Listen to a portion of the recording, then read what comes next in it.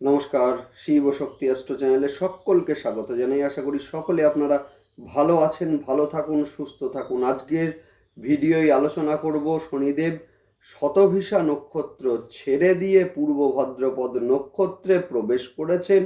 যে নক্ষত্রে শনিদেব অবস্থান করবেন মোটামুটি 3রা অক্টোবর পর্যন্ত, অর্থাৎ মাঝের এই যে স্প্যান বা মাঝের এই যে সময়, এই সময়টা মীন রাশি এবং লগ্নের জাতক জাতিকাদের কেমন কাটতে চলেছে সেই নিয়েই আজকে একটি চুলচেরা বিশ্লেষণ আমরা আলোচনা করব। সঙ্গে থাকছে নাক্ষত্রিক বিশ্লেষণ এবং সেই সঙ্গে প্রতিকার, অর্থাৎ নেডাল চার্টে যাদের বৃহস্পতি এবং শনিদেব বকরি আছেন, দুস্থানগত আছেন অথবা নিচস্থ আছেন, বর্তমান গোচরের সুফল মূলত কিভাবে তারা পাবেন সেই নিয়েই আলোচনা করব। প্রতিকারগুলো দেখে নিন আপনারা, অবশ্যই আপনারা ভিডিওটি শেষ পর্যন্ত দেখবেন। শনিদেব শতভিষা নক্ষত্র অর্থাৎ কিনা রাহুর নক্ষত্র ছেড়ে দিয়ে পূর্ব ভাদ্রপদ নক্ষত্রে প্রবেশ করেছেন, যেটা বৃহস্পতি দেবের নক্ষত্র। যে বৃহস্পতি দেব আপনাদের রাশি বা লগ্নের এবং সেই সঙ্গে দশম স্থানের অধিপতি, যার ফলে কি হচ্ছে না, মূলত পূর্ব ভাদ্রপদ নক্ষত্রের জাতক জাতিকাদের দেখব যে মূলত এই সময় আয় বৃদ্ধি পাবে, সেই সঙ্গে কর্মস্থলের পরিবর্তন বা ট্রান্সফার, সেই সঙ্গে কর্মস্থলে মতবিরোধ লক্ষ্য করা যাবে। নেক্সট আলোচনা করব পূর্ব ভাদ্রপদ নক্ষত্রের জাতক জাতিকাদের অবশ্যই আয় এই সময়ে বৃদ্ধি পাবে, সেই সঙ্গে বলবো মূলত পেটের ও লিভারের সমস্যা এই সময়ে বাড়তে দেখতে পাওয়া যাবে। রেবতী নক্ষত্রের জাতক জাতিকাদের বলবো এই সময়ে যোগাযোগ বৃদ্ধি পাবে তাদের, সেই সঙ্গে অবশ্যই কিন্তু যোগাযোগের মাধ্যমে আয় সেটাও কিন্তু এই সময়ে বৃদ্ধি পেতে দেখা যাবে। যাই হোক, শুরু করছি ডিটেলস আলোচনায়। শুরুর আগে সকলকে অনুরোধ করব অবশ্যই আপনারা চ্যানেলটিকে সাবস্ক্রাইব করবেন, যাতে প্রতিটি গোচরের সঙ্গে সঙ্গে আমি আসি আপনাদের কাছে।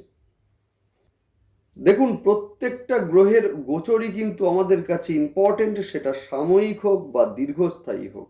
গ্রহের গোচরের সঙ্গে সঙ্গে আমাদের যে প্ল্যানিং, আমাদের যে সিদ্ধান্ত, সেগুলোকে নিতে হয়।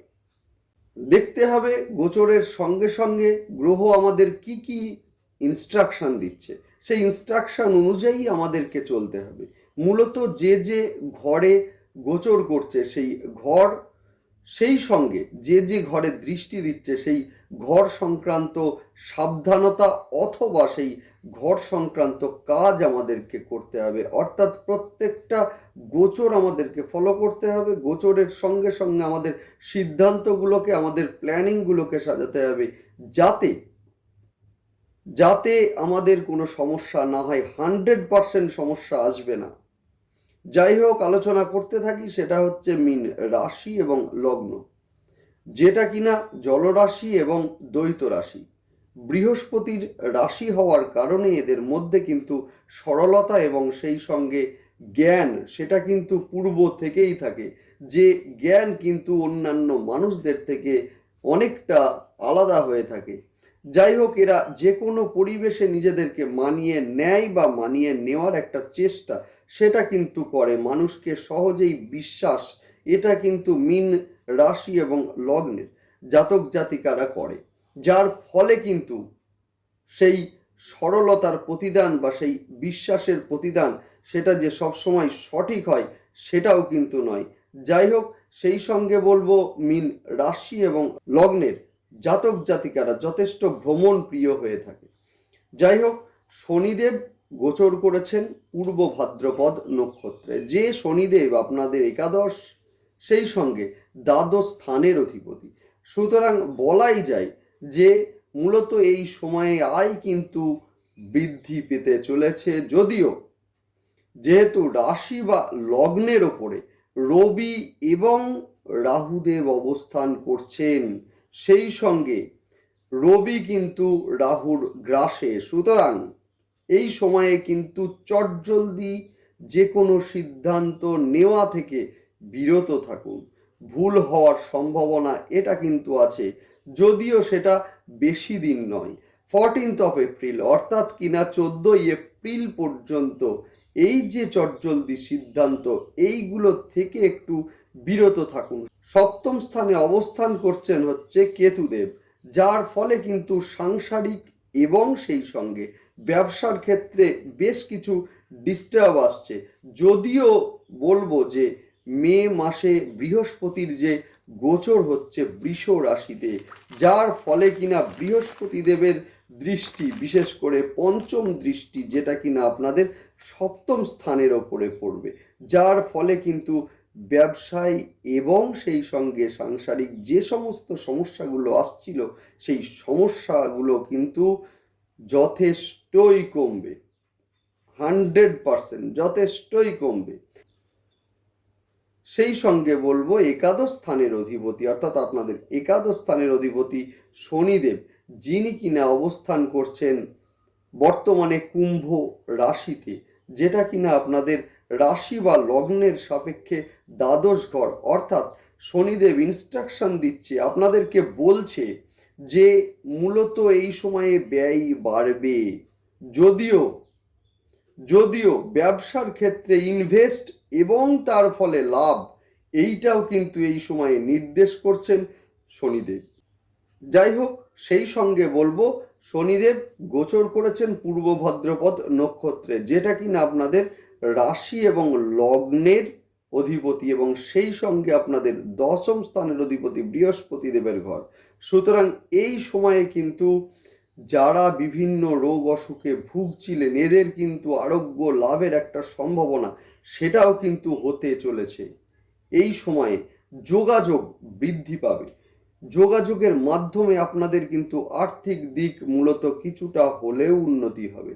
যারা জার্নালিজম, ইঞ্জিনিয়ারিং, ল, ম্যানেজমেন্ট ইত্যাদি নিয়ে মূলত পড়াশোনা করছেন, এদের ক্ষেত্রে বলবো এদের ক্ষেত্রে ভীষণ ভীষণ ভালো হতে চলেছে এই গোচর।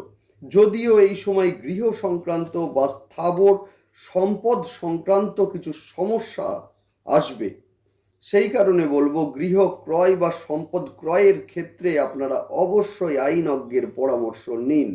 মায়ের শরীরের দিকে নজর রাখুন, মূলত কোমর, হাঁটু, পা, সেই সঙ্গে অস্থিজনিত সমস্যা, সেই সঙ্গে পেটের সমস্যা এবং লিভারের সমস্যা এই সময়ে কিন্তু বৃদ্ধি পাবে। মানসিক চঞ্চলতা বৃদ্ধি এই সময়ে লক্ষ্য করা যাবে। সেই কারণে আমার পরামর্শ হচ্ছে অবশ্যই আপনারা মেডিটেশন করুন প্রত্যেক দিন, যথেষ্ট ভালো রেজাল্ট পাবেন। দশম স্থানের অধিপতি বৃহস্পতি দেব, যিনি কিনা অবস্থান করছেন আপনাদের দ্বিতীয় ঘরে এবং সেখানে রাহুদেবের দ্বাদশ দৃষ্টি সেটাও কিন্তু পড়ছে, একই সঙ্গে কিন্তু শনিদেব নক্ষত্রে প্রবেশ করছেন। অর্থাৎ সেই কারণে কর্মস্থলে বেশ কিছু ঝামেলা তৈরি হতে পারে। যদিও বৃহস্পতি দেবের দৃষ্টি পড়ছে, অর্থাৎ নবম দৃষ্টি পড়ছে আপনাদের দশম স্থানে, অর্থাৎ কিনা কর্মের জায়গায়, যে কারণে সমস্যা হলেও সেগুলো কিন্তু সমাধানও হয়ে যাবে। সেই সঙ্গে বলবো যে স্বামী বা স্ত্রীর ক্ষেত্রে হঠাৎ করে ধৈর্য হারানো বা হচ্ছে পরস্পরের মধ্যে মানসিক একটা ডিস্টেন্স, সেইটা কিন্তু বৃদ্ধি পেতে আমরা দেখব। সেই সঙ্গে কিন্তু প্রেমের ক্ষেত্রে ভুল বোঝাবুঝি বা হচ্ছে কোনো কোনো ক্ষেত্রে নিজেকে জোর করে মানিয়ে নেওয়ার মতো ঘটনা, সেইটাও কিন্তু এই সময়ে লক্ষ্য করা যাবে। গোপন কোনো ঘটনা প্রকাশিত হওয়া, সেইটাও কিন্তু আমরা এই সময়ে লক্ষ্য করব। মিন রাশি বা লগ্নের 9th হাউস অর্থাৎ নবম ঘর, অর্থাৎ ভাগ্যের ঘর, যেটা কিনা বৃশ্চিক রাশির ঘর, সেখানে রাহুদেবের দৃষ্টি পড়ছে, যার ফলে কিন্তু বারবার ভাগ্য বিড়ম্বনা, কোনো কাজ হওয়ার কথা অথচ হঠাৎ করে কাজটা আটকে যাচ্ছে বা হচ্ছে পিছিয়ে যাচ্ছে, সেই ধরনের ঘটনাও কিন্তু এই সময়ে ঘটছে। যদিও সেটা অনেকটা ভালো হবে যখন মে মাসে বৃহস্পতিদেব গোচর করবেন মেষ থেকে বৃষ রাশিতে, ভাগ্যের ঘর যথেষ্ট যথেষ্ট ভালো হবে। যাই হোক, আপনারা দেখতে থাকুন ভিডিও এবং সেই সঙ্গে আপনারা অবশ্যই সাবস্ক্রাইব করবেন। মে মাসে বৃহস্পতিদেব গোচর করছেন বৃষ রাশিতে।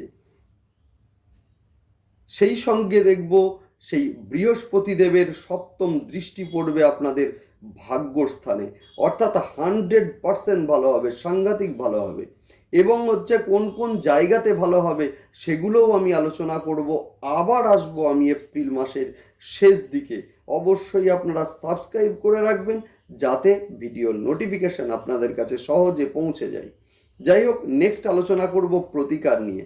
যাদের ন্যাটাল চার্টে বৃহস্পতিদেব এবং শনিদেব দুস্থানগত আছেন, রেজাল্ট যারা পাচ্ছেন না, এদের ক্ষেত্রে বলবো 100% প্রতিকারগুলো করুন, রেজাল্ট আপনারা পাবেনই পাবেন।